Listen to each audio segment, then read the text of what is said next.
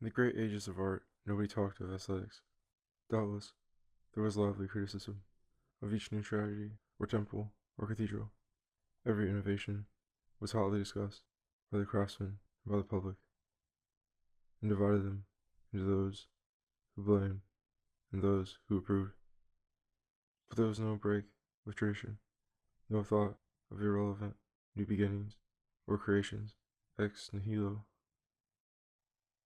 The arts were only skilled and decorative ways of doing what, for other reasons, had to be done. Skilled and decorative ways of making pots, clothes, and houses, of speaking and persuading, of praying and dancing. Things had to be made beautiful for the use of the great and for the honor of the soul. The great could be themselves beautiful, and so were the grand occasions, the feasts, processions, and games in which major works of art were displayed and admired. The artist was a servant, the studious contriver of these public splendors. And the public enthusiasm, he forgot himself and joined in applauding the wonders that Minerva and the Muses had accomplished through his guided hands. In modern times, even before the French Revolution, nations became too large and unwieldy to inspire the arts or to enjoy them in common. Moreover, tradition was divided between a stern, homely Christian manner and the restored elegance of the ancients. Art still had patrons, and therefore still had some consistency. The great, in their palaces and country seats, demanded a certain semi-private splendor, and they possessed a certain semi-private tradition, which they called good taste. They might even be connoisseurs and collect paintings and statues. This was an omen of the end for works of art, now were prized as curiosities, detachable and detached. Soon the expert reviewed them with a knowing smile, related anecdotes about the alleged artist, compared them with Chinese or African specimens, and meantime, in his own house, allowed some wholesale establishment to furnish him with all his belongings. The artists, on their side, became superior persons, contemptuous of the stupid public and the traditional styles. They strove to be original, called themselves created, and kept themselves before the public, which might have gladly ignored them, by praising themselves extravagantly, and outraging good sense in their works, and often in their lives. All the arts, except perhaps architecture, have thus become bohemian, as the wandering musician has always been. Is this a gain in dignity? Is there a deeper inspiration in breaking loose from the world and plumbing the secret sensibility of one's own organism? Perhaps it is incidental to democracy to eschew patronage of any sort and rely on what the average loose individual can discover his insulated self-consciousness. And certainly, the democratic public represents the self-advertising artist and gives him free rein, as an ancient city or an aristocratic society would never have done. The artist now belongs to the intelligentsia, which feels itself to be a sort of aristocracy, whereas formerly he passed for a worthy artisan, perhaps a singular genius, but never for a lord of life. The true lords of life were, and perhaps always will be, the men of action, the masters of things, the directors of political events. This is as inevitable in a democracy as under a military monarchy. Put a lot of human beings, presumably equal, into a camp, enforce peace, forbid bullying, stimulate intelligence and religion by every possible means, and then see who dominates the community. Will it be the poets? Will it be the painters? Will it be the devout? Will it be the learned? No, it will be the athletes, the riders, the huntsmen, the explorers. These will not only give direction by virtue of greater competence and quickness, but also by virtue of the general admiration and trust they inspire.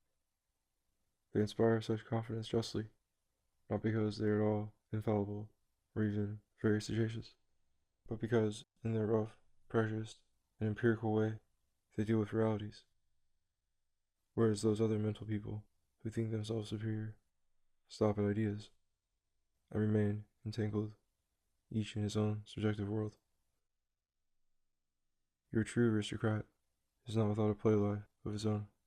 He is a sportsman, and incidentally, he may like to surround himself with a noble setting, in which it will be natural to live nobly. In this, the artist and the priest may serve him, if they are not too extravagant, and he is ready to treat both with a qualified deference, not venturing, perhaps, to quarrel with them on their own ground, but taking their measure smilingly in his own mind, and reserving his manly freedom. As the Sabbath was made for man, so the fine arts, he thinks, were made for the gentleman, a feeling that was charmingly mirrored in English art and literature, so long as England remained officially aristocratic. But now that every emancipated prig creates his theology, why shouldn't he also create his art? The aesthete, armed with his supercilious sensibility and transcendental freedom, intrudes into the workshop of the arts with his nose in the air, but he remains an amateur in his craft, plays a game of bluff with the public, a game which, for a time, is often successful, but dwindles and soon vanishes from the scene in consequence of his inherent vacuity.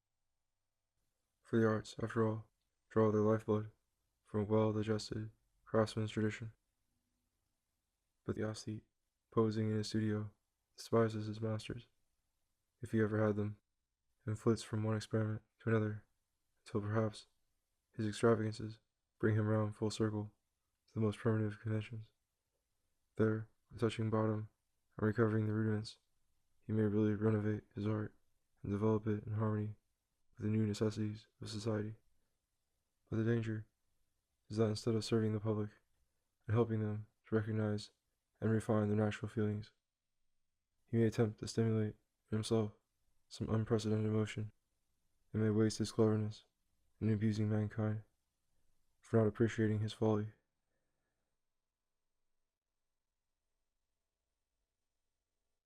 Indeed, the public is not blameless in this dissolution of the arts.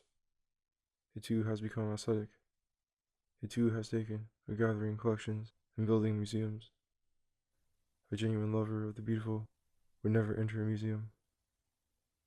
There the historian might find the sediment which the stream of intuition in the past had deposited as it flowed, and perhaps during the study of those relics some intuitions of the beautiful might be awakened in his own mind, delightful but evanescent. The artist, the poet, moves in the opposite direction. It is from the daily unintentional aspects of nature and action that he draws his inspiration. The arts, especially the active practice of the arts, will also awaken in him living intuitions. The scene about him may be full of artificial as well as of natural objects, and both equally make up his native world, he being inevitably merged in the atmosphere of their uses and associations. Antiquity, like autumn, has the poetic quality of lost youth, the charm of patina, of ruins, of unrecoverable titanic passions. Even the connoisseur, surrounded by his bibelots, may be a poet. He may occasionally catch a glimpse of the fine, modish beauty proper to these trifles in their day, when the sun shone upon them. He might, if he had a living and organic imagination of his own, make an epic or an elegy out of those vistas. But this would be a modern art crossing, and reflecting upon the arts that are dead. It would not be an unwholesome and vain attempt to feed upon their courses. The spontaneous artist, the young poet, who runs singing home, full of irrepressible inspiration and planning marvelous works, cares for no art but his own. He works in the vernacular. He ruminates on images he cannot banish, because they are the substance of his life. That which is politely called beautiful leaves him cold. The really beautiful hides from him behind the sad, or trivial, or horrible visions that existence forces upon him. And his art is to draw out and weave it into a tapestry for the eyes of the spirit. The history of art is nothing to him. His art is a fresh image of inescapable things.